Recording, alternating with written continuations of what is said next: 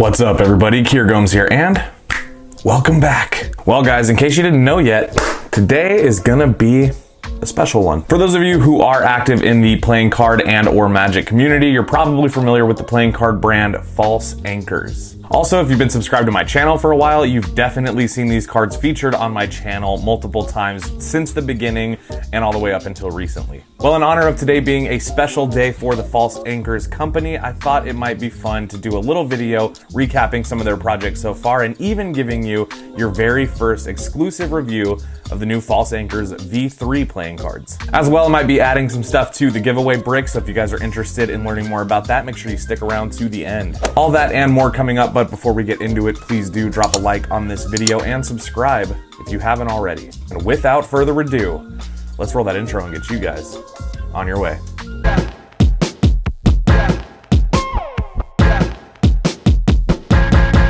Let's go.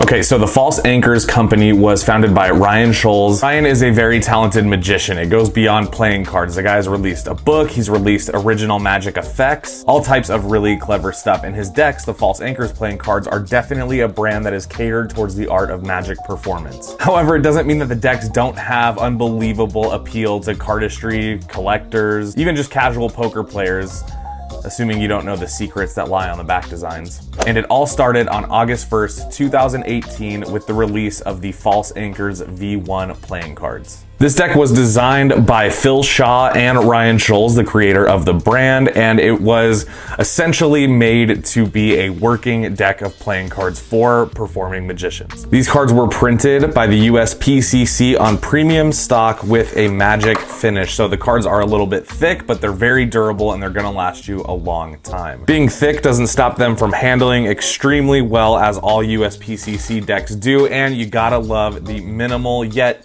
striking approach to the back design. Now, Phil Shaw designed this, of course, to be kind of an incognito worker's deck, something that you could use without suspicion from your spectators. I definitely think that that was captured here, since the deck at first glance almost looks like there's nothing on it, but it is made up of a series of anchors. Now, the thing that I really like about this deck, and one of the original things that drew me to it, is that for as minimal as it is, this deck is marked for suit. So at the time when this deck came out, I was performing Magic a lot more frequently, and marked decks were something that were really easy to use for certain types of effects, especially if I didn't have anything else lined up or if it was impromptu and I just needed something really amazing. Marked decks, baby. Now, in terms of the cards, they are fairly minimal. You can see your Ace of Spades is just an enlarged spade pip, nice and fat and juicy at the top. It says False Anchors under it. It's got the anchors inside the ace, and that's pretty much all you need for an Ace of Spades, you know, just an enlarged spade pip with something to tie the theme of the cards into the design of the ace. You also got two jokers along with two gaff cards, and one of them being a double backer, but the other one being a double facer. It's a joker on one side and an ace on the other side. Funny story, and this is something that you guys do not know, but the very first Slow Hands deck, the Slow Hands Starters Edition, they had a double-faced gaff card in them. And the reason that I did that was because when I got this deck, I found so many interesting uses for a double facer that I just thought it'd be fun to put it in my own deck one day. You do get industry and performance standard faces, so again, this is definitely something that is geared towards workers, and that's really a good thing. This is a deck you could go out and perform Magic with. You're not gonna have people asking questions about the cards you're using. Your tools are gonna appear to be on the up and up, and everything is gonna look legit. So definitely a good deck to have in your collection if you're a worker, but even if not, these cards just feel good, and I gotta say, I love that blue. Now, 2018 brought us the False Anchors V1, and I have to say, when this deck came out, I was super stoked on it. Then it was quiet for a little while, you know, the community, a lot more cards were coming out. I had been waiting for the False Anchors V2 for years. And then finally, in 2020, I got them. Now, almost 2 years later to the day, just about, it was like 2 years and 1 week later, on August 10th, 2020, we were given the False Anchors V2. Now, this is one of those decks where the box, you know, doesn't really give you a full, clear indication of what you're in for. Now, this one is pretty messed up. I've been keeping it in my pocket. I've been using these cards a lot lately. But you can actually see it's a white box, but it has these very light, faint lime green accents to it.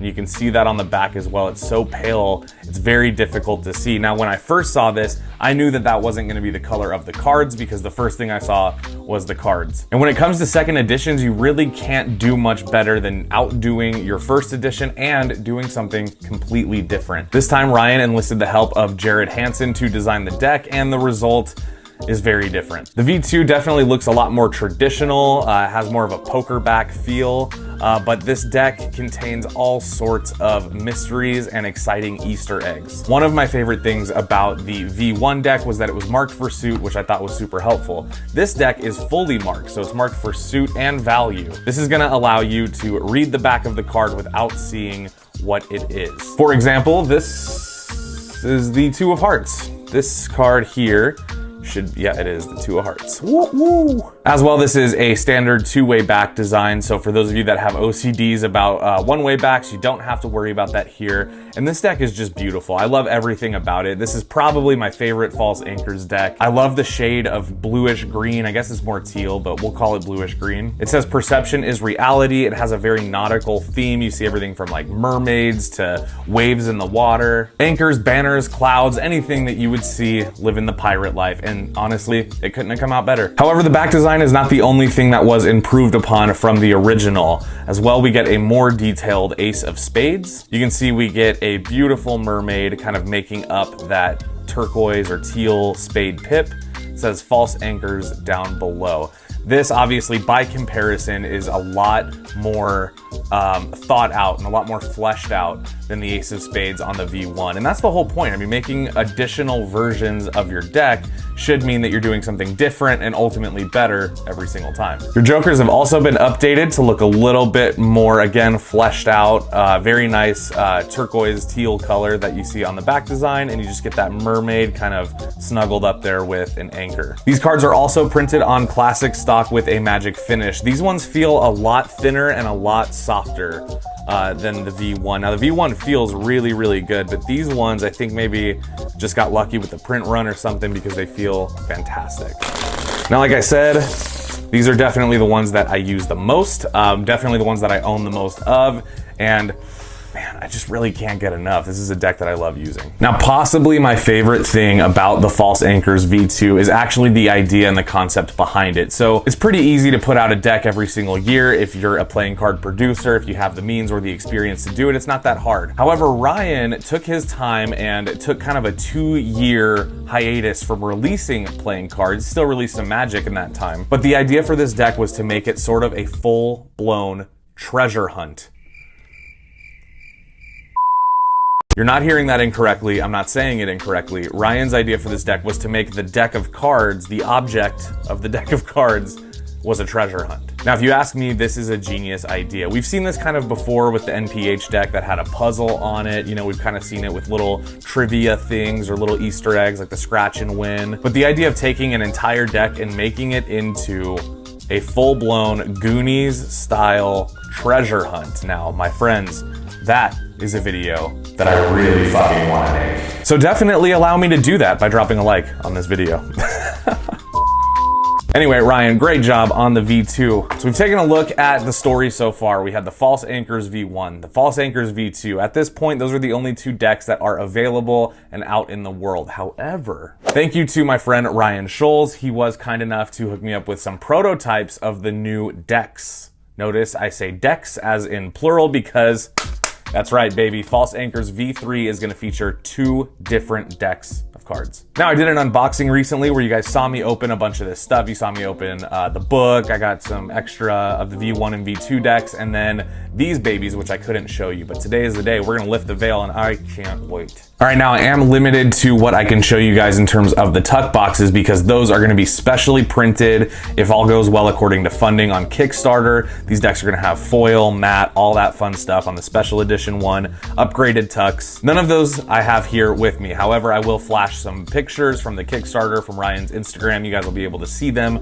throughout the review, but the tuck boxes look great. The first time I saw them, Ryan sent me some renders that he had made, and honestly, I knew without seeing the back design that I was gonna like the cards. So let's take a look at them, shall we? All right, now this first one I'm gonna show you, I believe this one is the standard edition. There's gonna be a special edition, but I believe this one is the standard. Now, by this point, you guys have seen this already, so for some of you, this may not be something new, but for those of you that haven't seen it yet, here you go. Here is the False Anchors V3 back design in all of its extremely thin bordered glory. First thing I noticed about this deck, of course, the borders are extremely thin. I don't know if USPCC will be able to fully pull that off on the full print run, but if so, it's gonna look really good. Now, these cards are also fully marked, but there is so much more to them than that. These cards are not only fully marked for suit and value, but you can also read the markings from different directions and different orientations within the deck. There's so many usable practices here. If you're a working magician, this is a deck you can't really afford to not be using.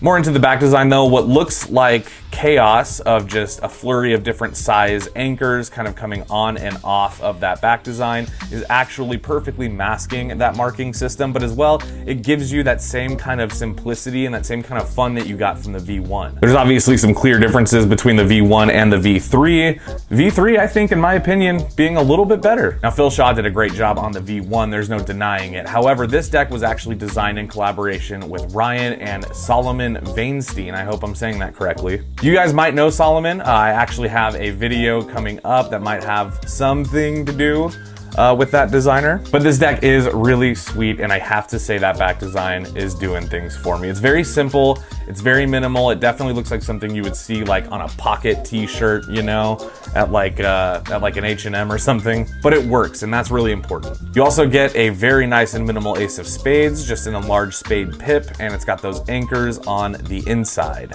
It also says False Anchors in the middle, which of course is important for branding. I think you should always put your brand name on your ace of spades. I find that to be extremely important. So this is a prototype and it's from MPC, but I have to say, MPC basically just makes good cards now. I think that's like the general consensus. They basically make cards that feel as good as you can get without them being mass produced by somebody like USPCC or any of the Taiwan factories. We're also gonna get those minimal jokers that we like seeing. Now the V2 wasn't as minimal, but the V1 definitely was, and these ones look even better. I really, really like that you can see that the anchor shapes actually have like water behind them. So it's not just a solid color, it's an actual texture, and the same thing is true for the back design.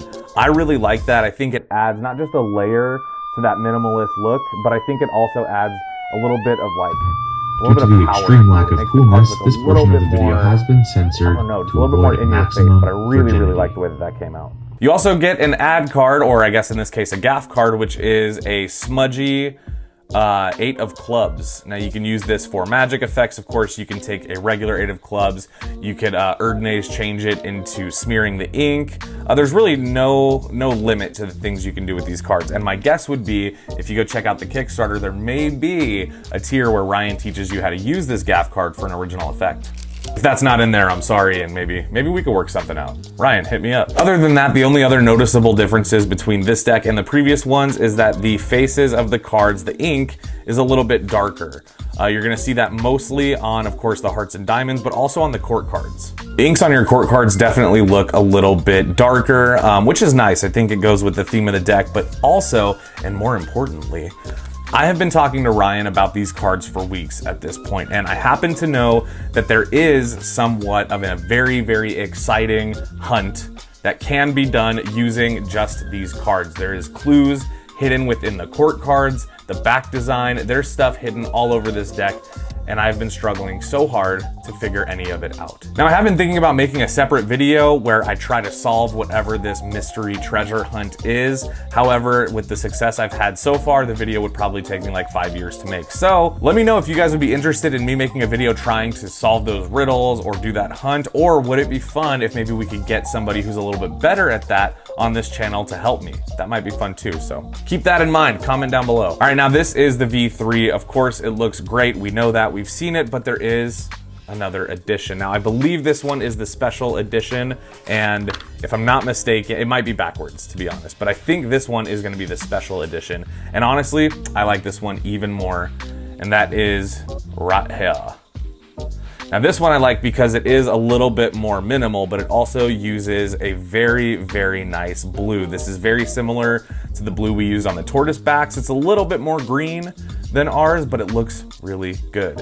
You also get these baby blue anchors, but all of the rules apply to this one that applied to the last one. So it is marked multiple times over. It comes with a different gaff card. You get a Ace of Hearts, Two of Clubs hybrid. And that's cool. You can use that for all kinds of stuff as well. There's also a scavenger treasure hunt hidden in the courts of these cards. Again, I have had very little luck. Now, one thing that Ryan told me was it would help if I grabbed some standard court cards, looked at them next to the False Anchors V3 courts, and figured out what the differences were. I did do that, and I did find the differences, but the problem I had was where do I go from there? So once again, if you guys want me to try to subject myself to that, I will make the video. It's a democracy on this channel. So if you guys want it, you gotta put it in the comments, you gotta put it in the likes, you gotta put it in the subs, and maybe we'll get it done. Another similar Ace of Spades to the white edition. This one looks really good. I do think that I like the blue edition more at this point. All the specs are the same, minus just the color swapping. And to be honest, if I was gonna be leaving the house grabbing a deck of cards, I could definitely see it being this one over the white one. However, I don't know, because I look at the white one and there's just something so magical about it. Like looking at that deck looks like more than just a deck of cards. Now, since the release of the first two decks, Ryan has gone on to say that he feels that the first two decks were really just preparing him for the release of the new decks. In terms of the campaign, the advertising, the trailer, you can tell this time around that everything has leveled up in some way. Now, in my opinion, I think the V2 design is still more for me. However, I can't deny the fact that I like these cards. If I saw them in a store, if I didn't know Ryan, if I was not familiar with the brand, I would like these enough to buy more than one of them, for sure. But I think the thing also is the experience of a Kickstarter really makes the difference. If you're releasing a deck through Kickstarter, everything you put into the design, the trailer, the whatever, it's kind of all leading up to this huge 30-day billboard that you're leaving on Kickstarter hoping that it funds. And it can be very nerve-wracking. I know that this deck is gonna fund. I'm aware it's gonna fund. I can just tell. But for a guy like Ryan who's released decks, he's released magic effects, downloads, books, I don't think it ever really goes away, that anxiety of getting ready to put something out there and just hoping for the best. So I guess what I'm trying to say is, Ryan, if you are watching this, good luck on your campaign, buddy. I'm so thankful that I got to be included in any form, and it does mean a lot. I've been a huge fan of the False Anchors cards since the inception of this channel, so now having a False Anchors sponsored video just feels right. As well, I am a backer on this campaign, and if you would like to be a backer on this campaign, I have left the link down below. You can go check it out. Go read the campaign as well. Now, the thing about these Kickstarter pages is there's a lot of information there and a lot of good visuals. There's a good trailer, all kinds of fun add-ons. It's like a 30-day pop-up shop for your favorite playing card store. So go check it out. Back the cards if you haven't yet. It's definitely going to be worth your money. As well, if you guys are interested in any of the decks that we featured in today's episode, the V1 or the V2, I will leave the link down below where you can pick those up as well. There's also going to be some links to Ryan's book, the merch. You can buy some t-shirts, whatever you guys want. And as always, if you guys like this video, please don't forget to drop a big fat thumbs up. It really does help, and I would appreciate it. As well, I hope you'll consider subscribing for more awesome content just like this. With all that being said, I hope everybody has a wonderful rest of their day. I know I will. And I'll see you guys in the next one. Peace. And every moment counts, baby, I don't wanna miss a thing. We can sleep under the stars, we can sleep under the stars, or hang out in hotel bars, driving somewhere in your car. We can sleep under the stars, we can sleep under the stars.